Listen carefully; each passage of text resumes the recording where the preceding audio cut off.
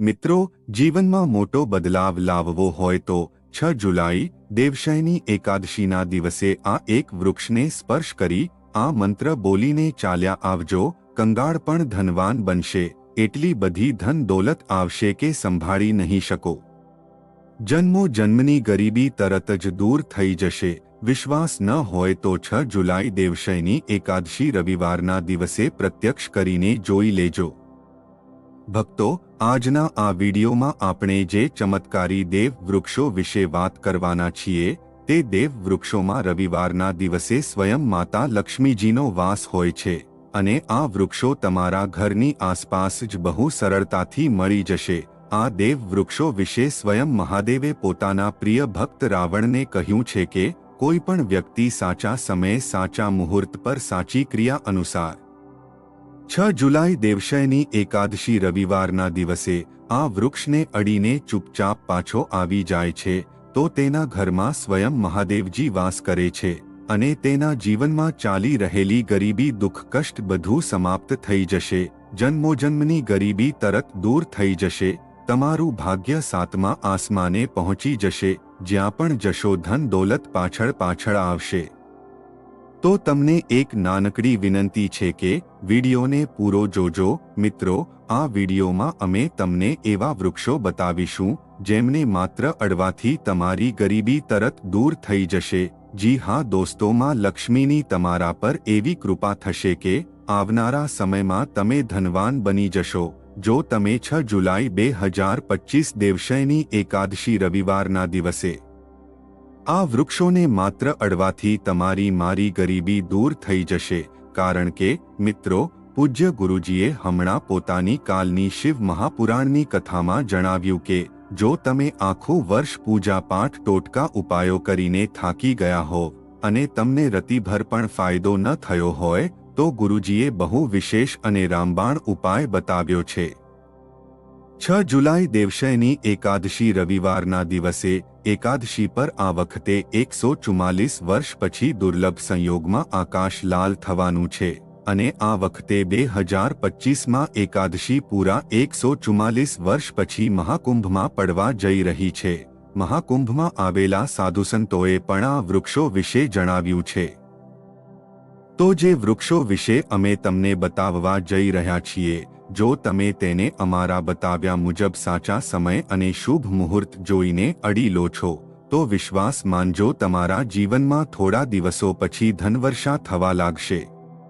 પછી તમારા જીવનમાં તમને ઉન્નતિ કરતા કોઈ રોકી નહીં શકે. તમારી દરેક મનોકામના પૂરી થશે. ખુશીઓથી ભરાઈ જશે તમારું ઘર. જો તમે રવિવાર દેવશયની એકાદશીના દિવસે આ દેવ વૃક્ષોને અડી લો છો તો ત્રણેય દેવ બ્રહ્મા વિષ્ણુ મહેશના તમને આશીર્વાદ મળી જશે. મિત્રો, એક નાની વિનંતી છે, આપણી ચેનલને સબસ્ક્રાઇબ કરીને એક લાઇક કરી કોમેન્ટ બોક્સમાં હર હર મહાદેવ કે જય માતા લક્ષ્મીજી અવશ્ય લખી દેજો. તો ચાલો જાણીએ કે કયા એવા છોડ છે જેમને 6 જુલાઈ એકાદશી રવિવારના દિવસે અડીને આવી જવાનું છે. જુઓ મિત્રો, હિન્દુ સંસ્કૃતિમાં ઘણી પ્રકારની પૌરાણિક માન્યતાઓને મહત્વ આપવામાં આવ્યું છે કે ઘણા એવા ઝાડ હોય છે જે દેવવૃક્ષ કહેવાયા છે અને ઘણા શુભ પણ મનાયા છે.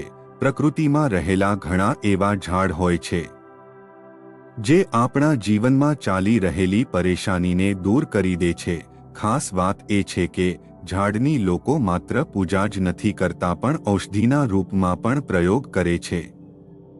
તે ઘણા પ્રકારની મોટામાં મોટી બીમારીને ઠીક કરે છે અને વેદ પુરાણોમાં પણ ઘણા પ્રકારના ઝાડનો ઉલ્લેખ છે. મિત્રો, જો તમે પણ 6 જુલાઈ દેવશયની એકાદશીના દિવસે આ વૃક્ષોને અડી લો છો તો તમને મહાદેવના એવા આશીર્વાદ મળશે જેનાથી તમારા જીવનની બધી પરેશાનીઓ દૂર થઈ જશે. મિત્રો, જ્યોતિષ માન્યતાઓ અનુસાર ગુરુજીએ કહ્યું છે કે એકાદશી પર સ્વયં ભગવાન ભોલેનાથ આ ચમત્કારી છોડ પર બિરાજમાન રહેશે, જેની વાત આગળ આપણે આ વિડીયોમાં કરવાના છીએ. મિત્રો, 6 જુલાઈ દેવશયની એકાદશી વિશે જાણકારી આપી દઈએ જેથી તમને તે દેવ વૃક્ષોને અડવા માટે સાચું શુભ મુહૂર્ત ખબર પડી જાય. ચાલો જાણીએ.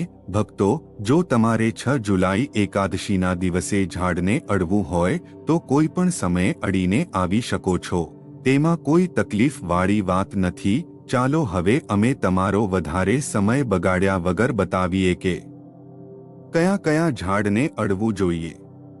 મિત્રો, આપણા હિન્દુ ધર્મમાં દેવી માતાના અનેક સ્વરૂપ કહેવાયા છે, જેમાં વૃક્ષોને પણ દેવીના સ્વરૂપ કહેવામાં આવે છે. એકાદશીમાં એમને અડવા માત્રથી શત્રુ દોષ, કર્જ દોષ, ગરીબી દોષ બધું સમાપ્ત થાય છે. એકાદશીનો દિવસ ભગવાન ભોલેનાથને પ્રસન્ન કરવા માટે સૌથી યોગ્ય દિવસ માનવામાં આવે છે અને એકાદશીના પવિત્ર પર્વમાં કેટલાક એવા વૃક્ષો છે જે દેવવૃક્ષ કહેવાયા છે, દેવી વૃક્ષ કહેવાયા છે. આ દેવીના સ્વરૂપ હોય છે, માતા કાળીના સ્વરૂપ હોય છે અને આપણા ધર્મમાં ઝાડોને દેવી દેવતા માનીને આપણે એમની પૂજા કરીએ છીએ અને આપણે પૂજા જરૂર કરવી જોઈએ. વિજ્ઞાન પણ કહે છે કે ઝાડ મનુષ્યોને મફતમાં પ્રાણવાયુ પ્રદાન કરે છે અને ઝાડ આપણને ઓક્સિજન આપે છે અને આપણો જે કાર્બન ડાયોક્સાઇડ હોય છે તેને ગ્રહણ કરીને બધી પ્રકારની જેટલી પણ નકારાત્મક વસ્તુઓ હોય છે તેને પોતાની અંદર શોષી લે છે અને આપણને તાજગી પ્રદાન કરે છે. અને 6 જુલાઈ દેવશયની એકાદશીના સમયે કેટલાક એવા ઝાડ આપણા ધર્મશાસ્ત્રમાં કહેવાયા છે જેમને અડવા માત્રથી વ્યક્તિના બંધ કિસ્મતના તાળા ખુલી જાય છે, વ્યક્તિનું સૌભાગ્ય ચમકી જાય છે. આપણા શાસ્ત્રોમાં ઝાડને બહુ જ ગુણકારી કહેવામાં આવે છે, કારણ કે એમાં સાક્ષાત દેવતાઓનો વાસ હોય છે. અનેક બીમારીઓનો ઉપચાર ઝાડમાં જ છુપાયેલો છે. ઝાડમાં ઘણી જડીબુટ્ટીઓ મળી આવે છે અને ભગવાન શ્રી કૃષ્ણએ ગીતામાં સ્વયં કહ્યું છે કે વૃક્ષોમાં હું પીપળાનું વૃક્ષ છું. પીપળાના વૃક્ષને વૃક્ષોનો રાજા કહેવામાં આવે છે, કારણ કે પીપળાના વૃક્ષની જે આયુ હોય છે તે સૌથી વધારે હોય છે, સૌથી વધુ હોય છે. પીપળાનું વૃક્ષ સર્વશક્તિમાન હોય છે, પૂજા પાઠમાં એનું ખૂબ મહત્વ હોય છે. તો ચાલો આજે તમને 6 જુલાઈ દેવશયની એકાદશીમાં અડવામાં આવતા વૃક્ષ વિશે જણાવીએ. તો કોમેન્ટમાં હર હર મહાદેવ અવશ્ય લખી દો, કારણ કે જ્યારે ભગવાન ભોલેનાથનું નામ લખવામાં કે બોલવામાં આવે છે તો ભગવાન ભોલેનાથ તે વ્યક્તિથી બહુ જલ્દી પ્રસન્ન થઈ જાય છે. મિત્રો, આપણા ધર્મશાસ્ત્રમાં અનેક એવા વૃક્ષો છે જેમને કલ્યાણકારી અને મંગળકારી માનવામાં આવ્યા છે. આ વૃક્ષો ફક્ત પર્યાવરણ માટે જ નહીં પણ આપણા જીવન માટે પણ ખૂબ જ મહત્વપૂર્ણ હોય છે. ખાસ કરીને જો તમે આ વૃક્ષોને અડો છો તો તમારી બધી પરેશાનીઓ, કષ્ટ, દુઃખ અને તકલીફો ખતમ થઈ જાય છે. એકાદશીના દિવસે જે 6 જુલાઈ દેવશયની એકાદશી રવિવારે છે, આ વૃક્ષોની અસર ઘણી વધી જાય છે. આ દિવસે શક્તિ ધરતી લોકમાં આવી જાય છે અને આ દિવસે દરેક વસ્તુમાં પ્રાણ અને ચેતનાનો સંચાર થાય છે. જ્યારે આ શક્તિ પૂરા બ્રહ્માંડમાં ફેલાયેલી હોય છે તો જેટલા પણ ઝાડ, જીવજંતુ અને ચલચલ વસ્તુઓ છે બધામાં શક્તિ જાગૃત થઈ જાય છે. આ વિશેષ સમયમાં જો તમે દેવી સ્વરૂપ કહેવાયેલા ઝાડને જઈને અડી લો છો તો તમારા જીવનના બધા દુઃખ, કષ્ટ, રોગ અને પરેશાનીઓ સમાપ્ત થઈ જાય છે. ખાસ કરીને કાલ સર્પ દોષ, મંગળ દોષ અને રાહુ દોષ જેવી સમસ્યાઓ તરત જ પોતાની અસર છોડી દે છે અને પૂરી રીતે સમાપ્ત થઈ જાય છે. ભક્તો, આજે અમે તમને 4 થી 5 દેવવૃક્ષો વિશે જણાવવા જઈ રહ્યા છીએ જેમને આપણા ધર્મશાસ્ત્રમાં બહુ મહત્વપૂર્ણ માનવામાં આવ્યા છે. આ ચારે વૃક્ષો તમારા જીવનમાં સુખ, સમૃદ્ધિ અને ખુશહાલી લાવવા માટે ખૂબ જ પ્રભાવશાળી હોય છે. 6 જુલાઈ દેવશયની એકાદશીનો પર્વ એવો છે જ્યારે તમારે લાંબી પૂજા પાઠ કરવાની જરૂર નથી હોતી. બસ જો તમે આ વિશેષ વૃક્ષોને એકાદશીના દિવસે સાચી રીતે અડી લો છો અને આશીર્વાદ લો છો તો તમારી બધી સમસ્યાઓ અને ગરીબી ખતમ થઈ શકે છે. આ વૃક્ષો એટલા શક્તિશાળી હોય છે કે તમે પોતાની આંખોથી એમની અસર જોઈ શકો છો. અને ખાસ વાત એ છે કે આ બધા દેવવૃક્ષો તમારી આસપાસ સરળતાથી મળી શકે છે, તો તમે એમને તમારા ઘરની પાસેથી જ શોધી શકો છો. તો હવે આપણે વાત કરીએ કે એ કયા 3 વૃક્ષો છે જેમને આપણે 6 જુલાઈ એકાદશીના દિવસે અડીને આવવાનું છે. આ વૃક્ષો ફક્ત તમારા જીવનને ખુશહાલ જ નથી બનાવતા, પણ તમારી ગરીબી અને દુઃખ દર્દને પણ સમાપ્ત કરી દે છે. તેથી હું ઈચ્છીશ કે તમે 6 જુલાઈ દેવશયની એકાદશીના દિવસે આ વૃક્ષોની પૂજા જરૂર કરો અને એમને સ્પર્શ કરો, કારણ કે આ દિવસે આ વૃક્ષોની પૂજા કરવાથી તમને અગણિત લાભ મળી શકે છે. ચાલો ભક્તો, હવે આપણે જાણીએ કે એ દેવવૃક્ષો કયા છે જેમને અડવાથી આપણી ગરીબી ખતમ થઈ જાય છે અને જીવનમાં સુખ સમૃદ્ધિનું આગમન થાય છે. પહેલું વૃક્ષ છે બિલીનું વૃક્ષ. દેવશયની એકાદશી પર વિશેષ મહત્વ. પહેલું વૃક્ષ છે બિલીનું વૃક્ષ, જેને આપણે ખાસ કરીને પૂજામાં વાપરીએ છીએ. એકાદશી રવિવારના દિવસે બિલીનું ઝાડ સૌથી મહત્વપૂર્ણ માનવામાં આવે છે. ભગવાન શિવને બિલીના પાન અત્યંત પ્રિય છે અને તેમને શિવલિંગ પર બિલીપત્ર અર્પણ કરવાથી વિશેષ પુણ્યની પ્રાપ્તિ થાય છે. બિલીનું ઝાડ શિવના પૂજન માટે અત્યંત પવિત્ર માનવામાં આવે છે. બિલીના પાનનો ઉપયોગ ભગવાન શિવના પૂજનમાં વિશેષ રૂપથી કરવામાં આવે છે. બિલીનું વૃક્ષ માતા પાર્વતીના પરસેવાથી ઉત્પન્ન થયું અને સ્કંદ પુરાણ અનુસાર આ વૃક્ષ દેવી સ્વરૂપ માનવામાં આવ્યું છે. એટલે કે આ નવદુર્ગાના સ્વરૂપ છે. સ્કંદ પુરાણની કથામાં કહ્યું છે કે બિલીના વૃક્ષના મૂળમાં ગિરિજા, થળમાં મહેશ્વરી, દાળીઓમાં દક્ષાયણી, પાંદડામાં માતા પાર્વતી, ફળોમાં કાત્યાયની, ફૂલોમાં ગૌરી અને આ વૃક્ષના સંપૂર્ણ શરીરમાં માં લક્ષ્મીજીનો વાસ હોય છે. માતા પાર્વતીના પરસેવાથી ઉત્પન્ન થવાને કારણે આ ઝાડ ઘણા દેવી દેવતાઓનું સ્વરૂપ માનવામાં આવે છે. તેથી આ વૃક્ષ ધાર્મિક રૂપથી અત્યંત મહત્વપૂર્ણ છે. જો તમે સંધ્યાકાળે શિવ મંદિર કે નવદુર્ગા મંદિર પાસે બિલીના વૃક્ષ નીચે ઘીનો દીવો પ્રગટાવો છો તો વ્યક્તિ ધનવાન, ગુણવાન અને પરાક્રમી બને છે. આ ઝાડના સ્પર્શથી વ્યક્તિના બધા મનોરથ પૂરા થાય છે. આ ઝાડને અડતા પહેલા તમારે એક ખાસ મંત્ર પણ બોલવો જોઈએ. તે મંત્ર છે દર્શનમ બિલ્વ વૃક્ષસ્ય સ્પર્શનમ પાપનાશનમ અઘોર પાપસહારમ એક બિલ્વમ શિવાર્પણમ, જેનો અર્થ છે કે બિલીના વૃક્ષના દર્શન અને સ્પર્શ કરવા માત્રથી બધા પાપ સમાપ્ત થઈ જાય છે અને શિવને ચઢાવેલું એક બિલીપત્ર ભયંકર પાપોનો નાશ કરે છે. તો 6 જુલાઈ દેવશયની એકાદશીના દિવસે આ બિલ્લીના વૃક્ષને અડીને તમારી મનોકામના બોલો અને પછી ચૂપચાપ પાછા આવી જાવ. તમારા બધા કષ્ટ, દુઃખ અને પાપ સમાપ્ત થઈ જશે અને તમે ધન, સુખ અને સમૃદ્ધિ પ્રાપ્ત કરશો. મિત્રો, હવે તમને બીજા છોડ વિશે જણાવીએ જે પણ બહુ મહત્વપૂર્ણ છે. આ છોડ છે શમીનું વૃક્ષ. શમીના વૃક્ષને આપણા ધર્મશાસ્ત્રમાં જગદંબાના સ્વરૂપ તરીકે પૂજવામાં આવે છે.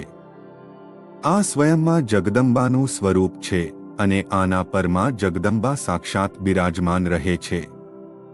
જો તમે 6 જુલાઈ દેવશયની એકાદશીના દિવસે સંધ્યાકાળે શમીના વૃક્ષ નીચે ધૂપ અને દીવો પ્રગટાવો છો તો તમારી બધી પરેશાનીઓ અને કષ્ટ દૂર થઈ જાય છે.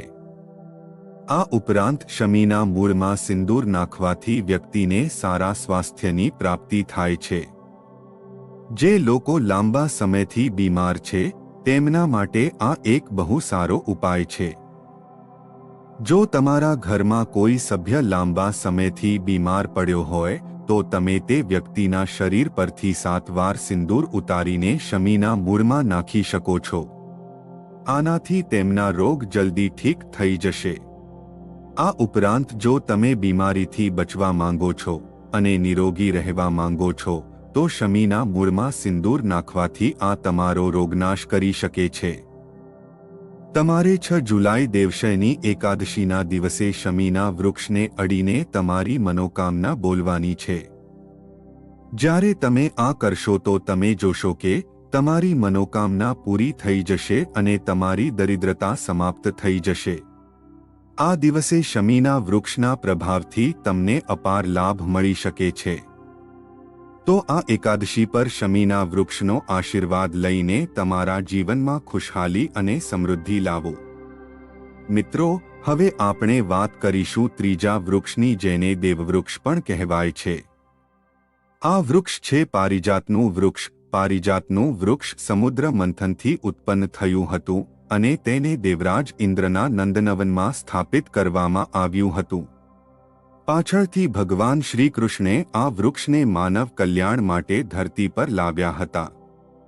આ વૃક્ષ લક્ષ્મીનું સ્વરૂપ માનવામાં આવે છે, કારણ કે માતા લક્ષ્મી પણ સમુદ્ર મંથનથી ઉત્પન્ન થયા છે. એવું માનવામાં આવે છે કે જો કોઈ વ્યક્તિના શરીરમાં થાક કે પીડા હોય અથવા વ્રત દરમિયાન પરેશાની થાય તો સાંજના સમયે પારિજાતના વૃક્ષને અડવાથી આ બધી પરેશાનીઓ દૂર થઈ જાય છે. તમે 6 જુલાઈ એકાદશીના દિવસે જ્યારે પણ સમય મળે આ વૃક્ષને અડી શકો છો અને વિશેષ લાભ પ્રાપ્ત કરી શકો છો. જો તમે આ વૃક્ષ નીચે 6 જુલાઈ એકાદશીના દિવસે ઘીનો દીવો પ્રગટાવો છો અને તેના મૂળમાં થોડું સિંદૂર નાખો છો તો તમારી બધી પ્રકારની મનોકામનાઓ પૂરી થઈ શકે છે. પણ તમારે એક પ્રાર્થના જરૂર કરવાની છે. હે પારિજાત વૃક્ષ, આપ દેવી સ્વરૂપ છો. કૃપા કરીને અમારી બધી પરેશાનીઓ દૂર કરો. અમારા ઘરમાં લક્ષ્મીનો વાસ થાય. પિતૃદોષ, ગૃહદોષ, લક્ષ્મી દોષ સમાપ્ત થાય. કૃપા કરીને અમારા જીવનમાં સમૃદ્ધિ અને સુખની વર્ષા કરો. જો તમારા ઘરમાં ધનનું આગમન ઓછું થઈ રહ્યું છે અને પૈસાનો વ્યર્થ ખર્ચ થઈ રહ્યો છે તો તમે પારિજાતના 5 ફૂલ લઈને તેમને સારી રીતે સૂકવીને એક પીળા કપડામાં બાંધીને તિજોરીમાં રાખી શકો છો. આ ઉપાય દેવશયની એકાદશી રવિવારના દિવસે જરૂર કરો. આનાથી તમારા ઘરમાં ધનની વર્ષા થશે અને આર્થિક સ્થિતિ સારી થશે. તો જો તમે જલ્દી ધનવાન બનવા માંગો છો કે તમારી કોઈ અધૂરી કામના છે તો આ 3 વૃક્ષો વિશે બતાવેલા ઉપાયો જરૂર કરો. ખાસ કરીને જો તમે 3 વૃક્ષોને અડો છો તો તમારી મનોકામનાઓ પૂરી થવાથી કોઈ પણ શક્તિ તમારા રસ્તામાં નહીં આવી શકે. 6 જુલાઈ દેવશયની એકાદશીના દિવસે આ ઉપાયો જરૂર કરો. આ ઉપાયો તમારા જીવનને સુધારી શકે છે, તમારા કષ્ટ દૂર કરી શકે છે અને તમારી કિસ્મતને ચમકાવી શકે છે. ભક્તો, હવે આગળના વૃક્ષો વિશે જણાવીએ જેને તમારે એકાદશીના દિવસે અડીને આવવાનું છે. તે છે પીપળાનું ઝાડ. પીપળાનું ઝાડ હિન્દુ ધર્મમાં બહુ પવિત્ર અને શુભ માનવામાં આવે છે. તેને વિશેષ રૂપથી ભગવાન શિવ અને વિષ્ણુ બંને સાથે જોડવામાં આવે છે. પીપળાના ઝાડની પૂજા કરવાથી પાપોનો નાશ થાય છે અને પુણ્યની પ્રાપ્તિ થાય છે. એકાદશીના દિવસે પીપળાના ઝાડ નીચે બેસીને ધ્યાન કરો અને ત્યાં સફાઈ રાખો. પીપળા નીચે દીવો લગાવવો અને પૂજા કરવી વિશેષ રૂપથી લાભકારી માનવામાં આવે છે. પીપળાના પાનને શિવલિંગ પર અર્પિત કરી શકાય છે. પીપળાના વૃક્ષને 108 વાર ઓમ નમઃ શિવાયનો જાપ કરતા કરતા પ્રણામ કરો. ત્યાર પછી ત્યાં દીવો પ્રગટાવીને પૂજા અર્ચના કરો. ધ્યાન રાખજો કે પીપળાના ઝાડ નીચે ક્યારે રાત્રે સૂવું ન જોઈએ, કારણ કે તેને પવિત્ર માનવામાં આવે છે. ભક્તો, હવે પછીનું દેવવૃક્ષ જેને તમારે એકાદશીના દિવસે અડીને આવવાનું છે તે છે વડનું વૃક્ષ. વડનું વૃક્ષ હિન્દુ ધર્મમાં વિશેષ રૂપથી મહિલાઓ માટે મહત્વપૂર્ણ છે.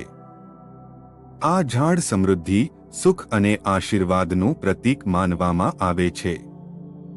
વડના વૃક્ષને વારંવાર ભગવાન શિવ અને પાર્વતીની સંયુક્ત પૂજા સાથે જોડવામાં આવે છે. એકાદશીના દિવસે આ વૃક્ષ પાસે જવું અને તેની પૂજા કરવી ખૂબ જ શુભ હોય છે. વડના વૃક્ષ નીચે દીવો લગાવીને પૂજા કરો. વડના વૃક્ષની ચારે બાજુ પરિક્રમા કરવી બહુ શુભ હોય છે. વડના વૃક્ષના મૂળમાં દૂધ અને પાણી અર્પિત કરો અને ત્યાં ભગવાન શિવનું ધ્યાન કરતા કરતા ઓમ નમઃ શિવાયનો જાપ કરો.